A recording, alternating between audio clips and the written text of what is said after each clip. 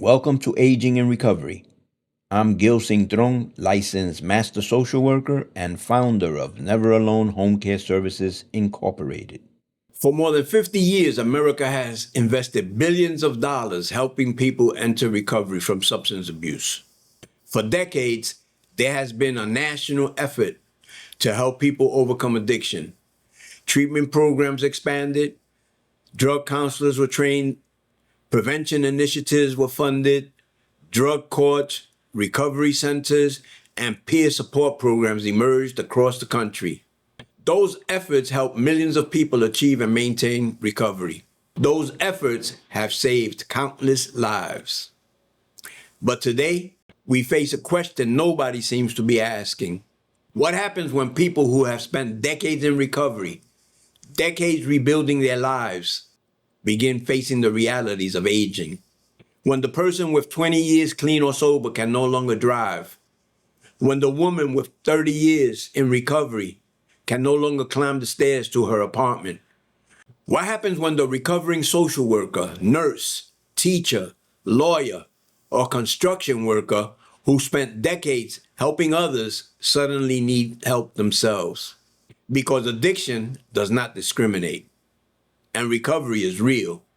Our survey has now collected more than 212 responses, including individuals in their 70s and some even in their 80s. Those are people who survived addiction, rebuilt their lives, raised families, built careers, and contributed to their communities. Now, they are growing older. Who is planning for their future? Who is advocating for their needs? And where are the services designed specifically for them? The answer is simple. Neither aging systems nor recovery systems were designed with them in mind.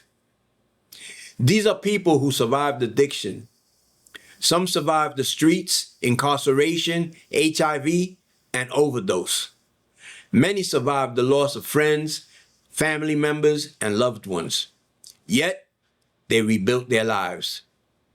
They became parents, grandparents, professionals, civil servants, workers, volunteers, mentors, and community leaders. They raised families and paid taxes. They contributed to their communities, and now they are growing older. Some are becoming frail. Some are struggling with health issues. Many are beginning to need services and supports. Yet, our healthcare system is not prepared. Our aging systems are not prepared. Our recovery systems are not prepared. Most services are designed for active addiction. Others are designed for aging. Very few are designed for people aging in recovery.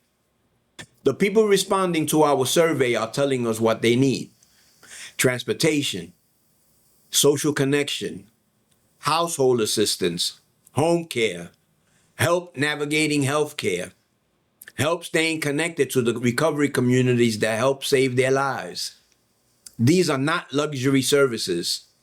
They are the basic supports that help people maintain dignity, independence, purpose, and quality of life. This is not a problem that may emerge someday in the future. It is already here. People in long-term recovery are growing older. And unless we begin planning now, people who spend decades rebuilding their lives and giving back to their communities may find themselves aging into systems that were never designed with their recovery in mind. My name is Gil Cintrón, a person who has dedicated his professional life to helping others, and a man who has been living in long-term recovery for nearly 40 years. I'm calling out to policymakers, researchers, healthcare professionals, recovery organizations, journalists, and community leaders to join this conversation. If you are in recovery, come share your story. If you work with older adults, let's talk. If you are a researcher, let's study this issue. If you are a funder, help us build solutions.